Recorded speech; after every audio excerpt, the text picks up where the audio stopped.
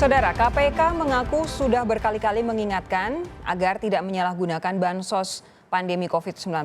Namun nyatanya Menteri Sosial Juliari Batubara justru terjerat dugaan korupsi suap pengadaan bansos. Apakah masih akan ada tersangka lain dalam kasus ini? Apakah ada aliran dana dari kasus ini ke pihak lainnya? Kita tanyakan ke Wakil Ketua KPK Nurul Gufron. Pak Nurul Gufron, selamat malam. Assalamualaikum. Waalaikumsalam, selamat malam. Pak Nurul, apakah akan ada tersangka lain Pak dalam kasus ini? Ini kan baru pemeriksaan 1 hari ya, jadi semuanya masih memungkinkan tergantung pengembangan kasus. Atas dugaan tidak pidana suapnya, sementara ini yang terjerat masih sejumlah 5 orang. Oke. Untuk aliran dananya, apakah juga diselidiki oleh KPK aliran dana suap ini Pak? Tentu kami akan mengikuti metode follow the money ya, dari mana ujungnya sampai kemudian hilirnya sampai kemana. Sepanjang kemudian hilirnya itu ternyata juga bisa dipertanggungjawabkan, tentu kami juga akan pertanggungjawabkan secara hukum di hadapan proses pemeriksaan yang sedang kami lakukan. Pak Nurul, jadi sebenarnya sejak kapan sih KPK memantau kasus ini?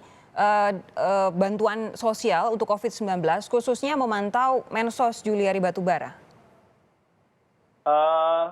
Kami tidak secara spesifik memantau satu persatu, intinya bahwa setiap program baik penanggulangan COVID maupun pemulihan ekonomi akibat dampak COVID-19, karena di kala ada kebencanaan seperti ini, tentu kemudian perspektifnya ada kelonggaran-kelonggaran.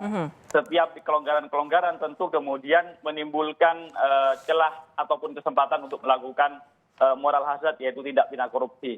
Maka kami tentu kepada semua penyelenggara negara yang memiliki tanggung jawab untuk penanggulangan COVID ini, mulai dari dampak kesehatan, kemudian dampak sosialnya maupun sampai dampak ekonominya, semuanya kami lakukan pemantauan. Dan itu sebenarnya pemantauannya tidak sekedar untuk proses penegakan hukum, tapi sejak awal kami sebenarnya sangat-sangat berupaya melakukan pencegahan.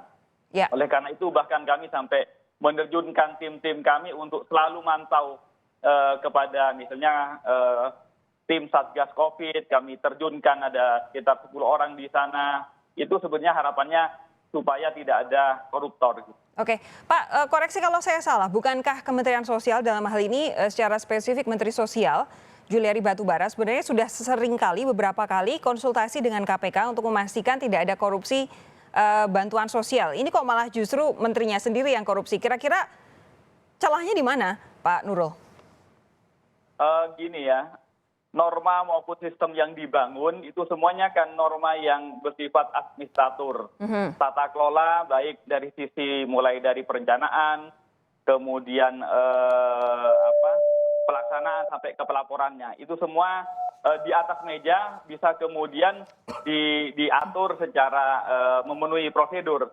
Tapi kalau kemudian di dalam yang tampak secara formil itu ada moral hazard, tentu kami tidak bisa kemudian mengendusnya kecuali menggunakan mekanisme penegakan hukum. Itu yang terjadi. Jadi kami memang bukan hanya Kementerian Sosial ya, semua kementerian yang menanggulangi COVID-19 kami panggil, termasuk kami juga hadir ke kementerian mereka. Jadi bukan hanya mereka kami panggil ke KPK.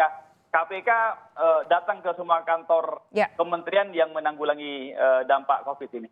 Ya, kalau memang sudah berniat korupsi ya apa boleh buat begitu ya. Pak, tapi tadi Pak Firly menyatakan untuk Juliari Batubara yang pasal yang akan dikenakan sampai saat ini adalah pasal 12A atau 12B atau pasal 11 Undang-Undang Pemberantasan Tipikor. Yang jadi pertanyaan masyarakat, ketika yang dikorupsi adalah dana bantuan sosial saat bencana non-alam yang dirasakan seluruh warga Indonesia yang membuat semua rakyat Indonesia terjepit. Kenapa KPK tidak menggunakan pasal 2 ayat 2 Undang-Undang Tipikor yang hukuman maksimalnya adalah hukuman mati. Kalau pasal 12A atau B dan pasal 11 itu kan maksimal hukumannya 20 tahun, Pak Nurul. Ya, proses penegakan hukum itu bukan mau-maunya pasal 2, pasal 11, pasal 12, bukan. Tetapi adalah mengkategorikan perbuatan seseorang dengan norma. Oke. Maka kami tidak bisa bergerak dari itu. Kalau memang faktanya bahwa yang bersangkutan dalam hal ini saudara EP, saudara Menteri Kemensos itu kemudian sesuai dengan Undang-Undang pasal 12 dan pasal 11, maka kami tidak bisa menggeser kepada pasal-pasal yang lain. Itu adalah hukum. Gitu. Pasal 2 ayat 2 Undang-Undang Tipikor itu kan bunyinya keadaan yang dapat dijadikan alasan pemberatan pidana salah satunya adalah korupsi dana-dana yang diperuntukkan bagi penanggulangan keadaan bahaya, bencana alam nasional, penanggulangan kerusuhan sosial yang meluas, penanggulangan krisis ekonomi dan moneter, penanggulangan tindak pidana korupsi. Bukankah itu sudah cukup, Pak, sebetulnya? Pasal 2 ayat 2 itu adalah keberlakuannya kepada pasal 2 ayat 1. Ya. Pasal 2 ayat 1 itu adalah perbuatan memperkaya diri secara melawan hukum yang menguntungkan seseorang ataupun korporasi dan merugikan kerugian negara. Ini tidak termasuk itu? Sejauh ini yang kami dapatkan berdasarkan bukti-bukti masih penerimaan suap. Jadi beda ya. Okay. Suap itu ada deal atau meeting, pertemuan kesepakatan untuk berbuat jahat. Anda dengan saya sepakat untuk kemudian Anda saya jadikan sebagai rekanan, Anda memberi sesuatu dan saya menerima. Itu adalah pasal suap. Sementara kalau pasal 2 ayat 1 itu adalah perbuatan memperkaya diri, hampir sama ya, ada kekayaan, tetapi basis perbuatannya, aktusnya, fate-nya ya, perbuatannya itu adalah melawan hukum. Melawan hukum yang bersifat sekali lagi formil.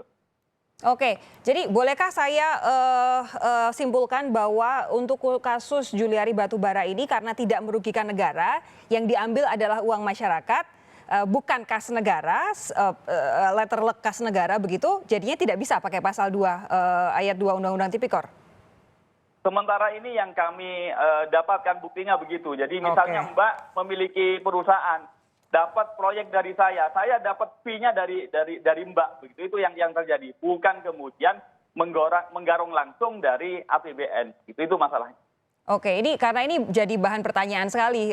Memang yang diambil tidak secara letterlek, tidak secara per se adalah uang negara, tapi uang masyarakat juga yang sebenarnya sangat membutuhkan bantuan di tengah pandemi COVID-19 ini. Pak Nurul Gufron, terima kasih. Kami nantikan perkembangan selanjutnya terkait kasus ini dan juga kemarin kasus korupsi ekspor benur. Terima kasih sekali lagi. Selamat malam, sehat terus, Pak Nurul Gufron. Terima kasih. Salam sehat semuanya. Wassalamualaikum warahmatullahi wabarakatuh. Waalaikumsalam warahmatullahi wabarakatuh.